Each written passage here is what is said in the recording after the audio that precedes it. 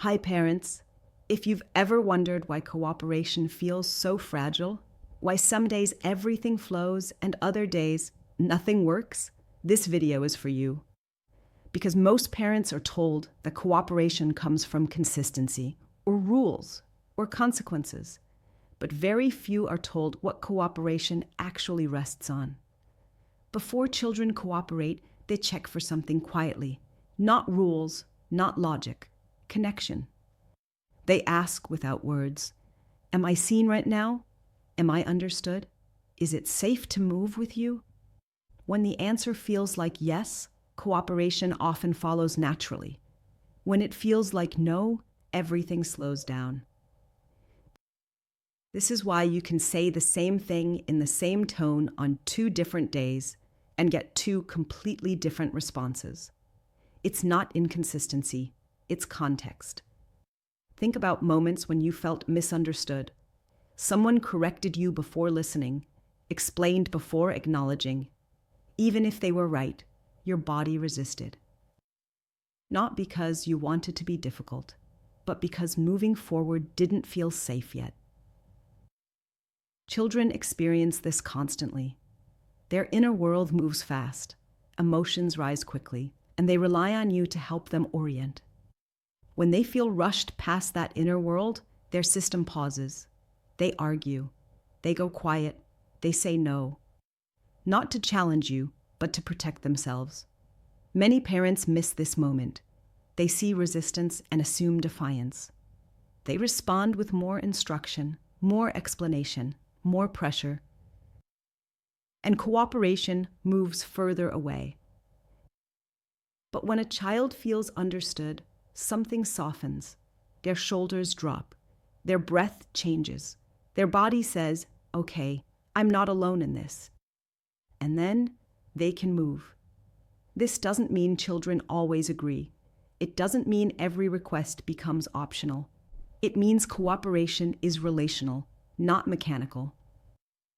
It grows from safety. If you grew up in an environment where obedience mattered more than understanding, this idea may feel unfamiliar. You may have learned to comply first and process later.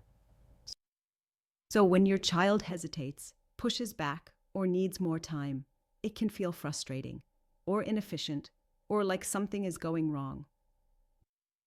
But nothing is wrong. Your child is doing something deeply human. They're checking for connection. This is why yelling sometimes works, not because it builds cooperation, but because it bypasses choice.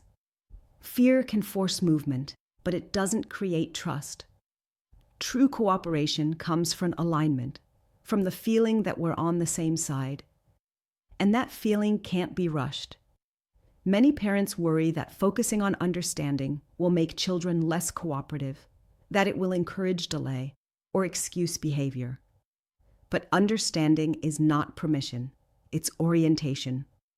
It tells a child, I see where you are, and once they know that, they're more able to move where you need them to go. This is why cooperation often shows up after the hard part, after the emotion passes, after the system settles. Parents often say they only listen once everything is calm. That's not a failure. That's how regulation works. If cooperation has been feeling rare lately, pause before blaming yourself. Ask, not critically, but gently, how understood does this moment feel? How much is my child holding right now? How much am I holding? Those questions don't slow parenting down. They prevent escalation. And escalation is what burns parents out. You are not doing something wrong if cooperation takes time. You're parenting a nervous system, not a machine.